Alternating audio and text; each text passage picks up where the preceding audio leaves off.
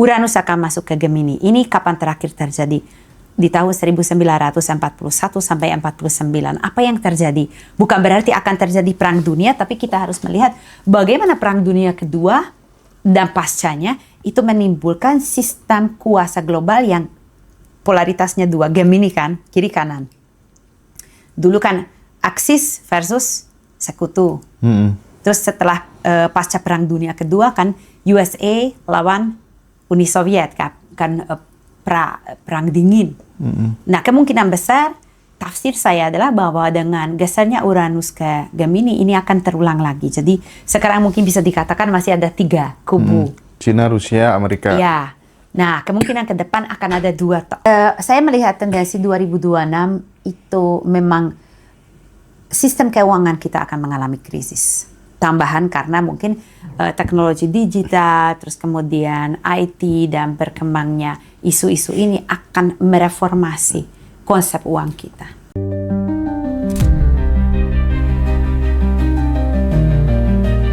Enlightenment seorang Nabi Muhammad ini kaitannya ternyata sama kemanusiaan gitu. Perjalanan cerita itu sampai di dunia dewasanya itu udah masuk pelajaran filsafat tuh, Ndra. Spektrum ateis itu beda dari mulai ateis yang paling santai sampai ateis yang paling radikal juga ada.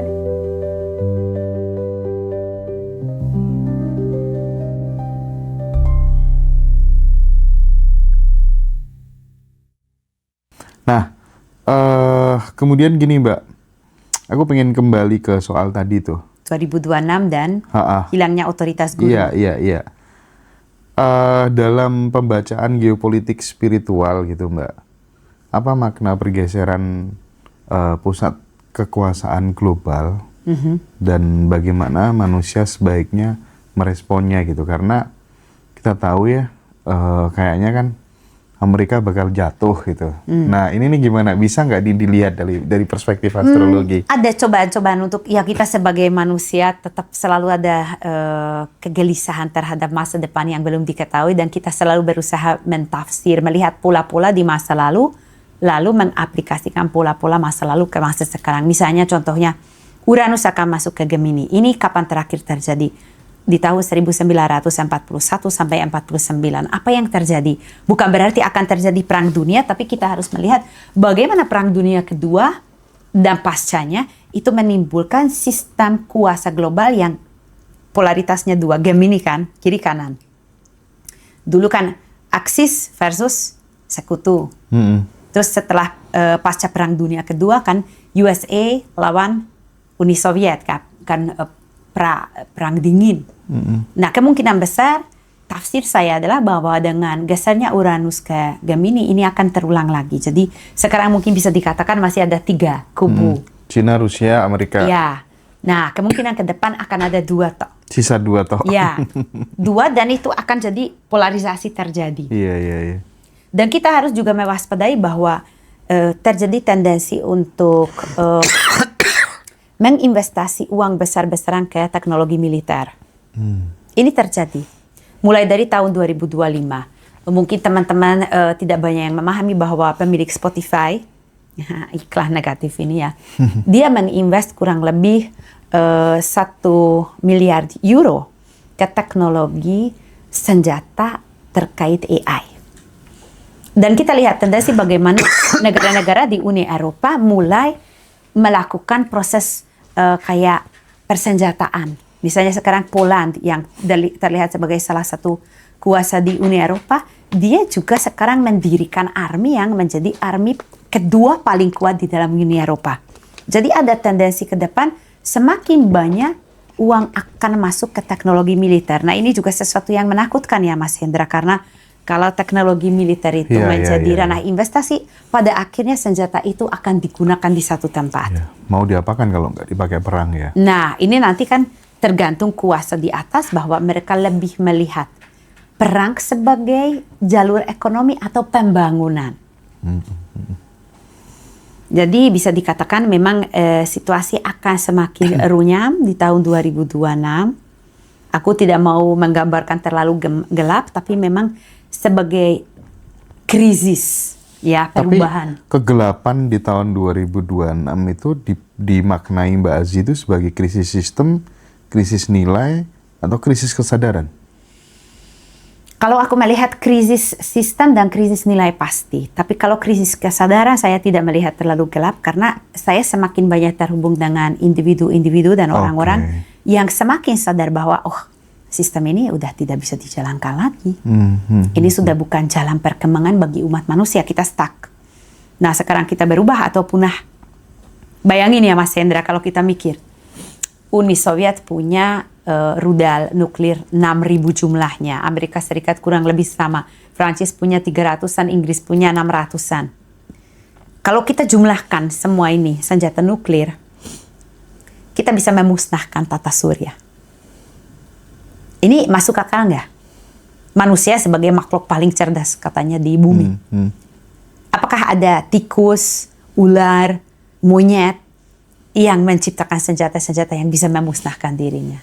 Nah ini sesuatu tendensi kita semakin mengeksploitasi bumi, kita semakin membangun atau menginvestasi teknologi-teknologi yang dapat memusnahkan kita bahkan kehidupan di bumi. Ini sesuatu yang tidak bisa dibiarkan dan dilanjutkan.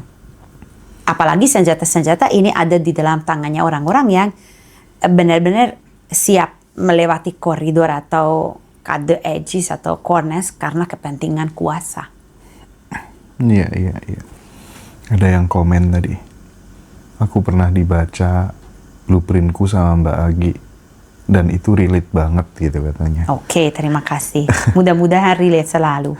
Nah, Mbak Agi, kembali lagi soal 2026. Jika andai kata kemudian ini akan menjadi gerbang ujian bagi kita semuanya, kualitas apa yang perlu kita latih setiap hari supaya kita tidak terseret oleh ketakutan, kemudian tetap kita bertumbuh dalam sebuah kebijaksanaan, gitu gimana? Aku sudah tadi menyebut bahwa komunikasi, clear communication itu akan menjadi sangat penting.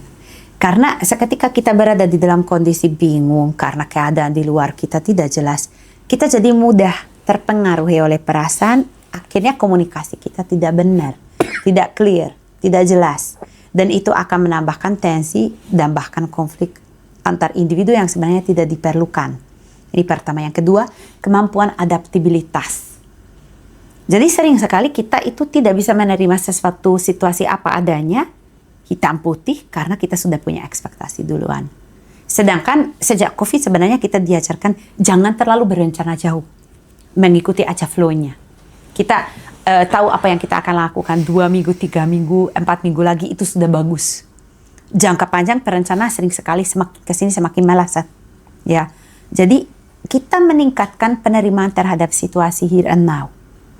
Itu pada akhirnya juga akan menimbulkan semacam rasa menjangkar, groundedness, yang pada akhirnya bantu kita melihat apa adanya kenyataan. Karena sering sekali tidak sesuai dengan ekspektasi, jadi kita tidak bisa melihat kebaikan di satu situasi, potensi di sesuatu kesempitan atau kesempatan, ya hampir sama, kesempitan, kesempatan.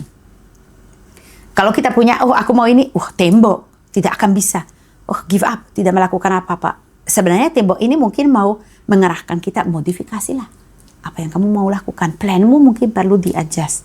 Nah ini yang saya sebut sebagai adaptivitas.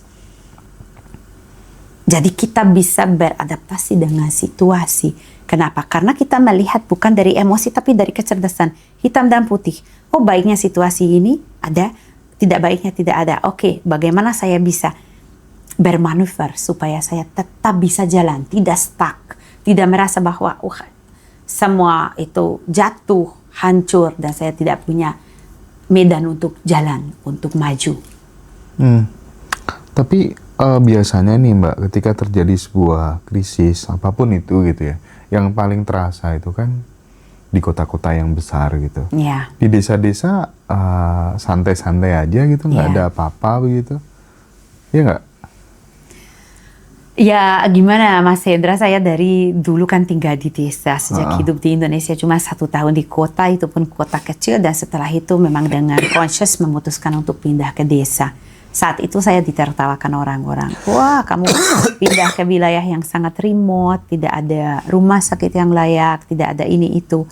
Di dalam jangka 5, 10, 15 tahun akhirnya sekarang desa sama kota malah lebih layak hidup di Desa. desa dari segi udara bersih, air bersih, murah makanan pokok, kurangnya stres, slow living. Nah ini mulai dari COVID semakin banyak orang ngelirik. Cuma problemnya adalah bahwa sering sekali orang datang dengan mentalitas kota dan mereka mau membangun. Ini yang terjadi di Bali. Wah, kita melihat spot yang indah dengan rice field yang indah. Akhirnya influencer datang, kita jual, bangun. Akhirnya yang sebelumnya indah dan hijau menjadi beton. Iya sih, Penuh bener bangunan. tuh. Tidak berusaha menjaga lingkungan itu tetap seperti itu. Mirisnya lagi tuh kalau di tempat saya gitu ya.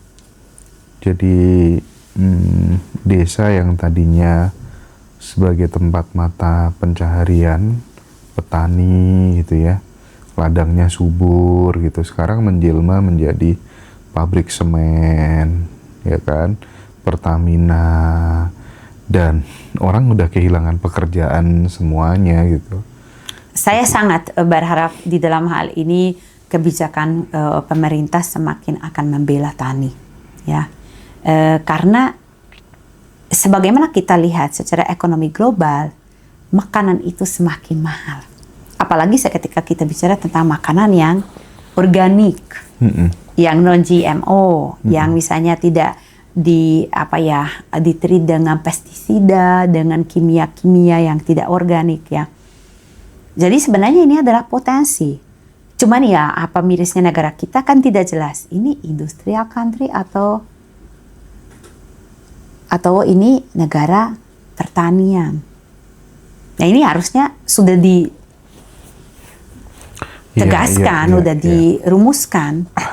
Tapi Mbak, lagi-lagi ya, kekhawatiran teman-teman kan ketika kemudian melihat potensi ini bakal terjadi inflasi luar biasa, misalnya krisis misalnya. Gimana nih Mbak? Cara kita harus mengamankan aset. Gimana nih Mbak? Ekonomi dan investasi ya. Ini nih gimana nih? Apakah aku harus ikut sama anak-anak muda?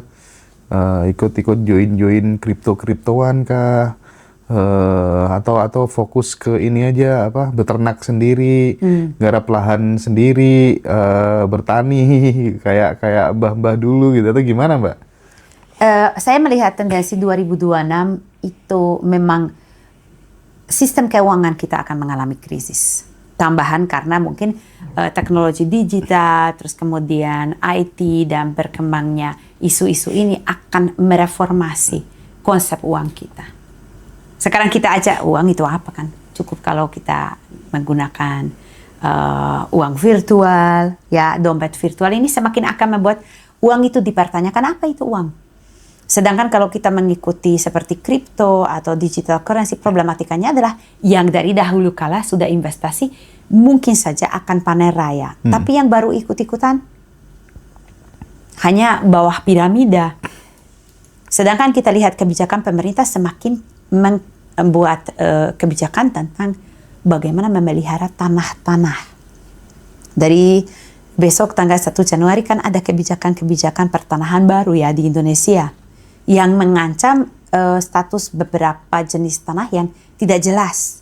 Dan itu akan tarik kembali ke pemerintah. Nah ini sebenarnya sudah menandai bahwa tanah akan menjadi aset penting ke depan. Sebagaimana kita juga lihat perang proksi di antara Ukraina dan Rusia, pada akhirnya banyak sekali investor yang membeli lahan-lahan di Ukraina. Ya elit global sekarang gitu semua kan ya. Ke tanah, betul. Tapi kalau pikiran liar saya nih ya, Ya. Kekacauan yang bakal muncul di 2026 sesuai prediksi banyak tokoh gitu ya.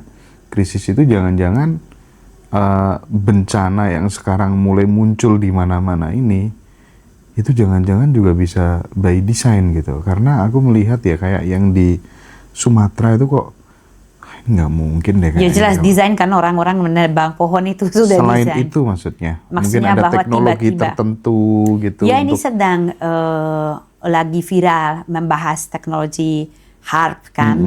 Yang sebenarnya saya dari tahun 1998 sudah menyadari dari bukunya Drunvalo Melchizedek yang berjudul The Ancient Secret of the Flower of the Life. Jadi itu pertama kali saya baca tentang HARP, dan itu memang jelas bahwa ada modifikasi cuaca.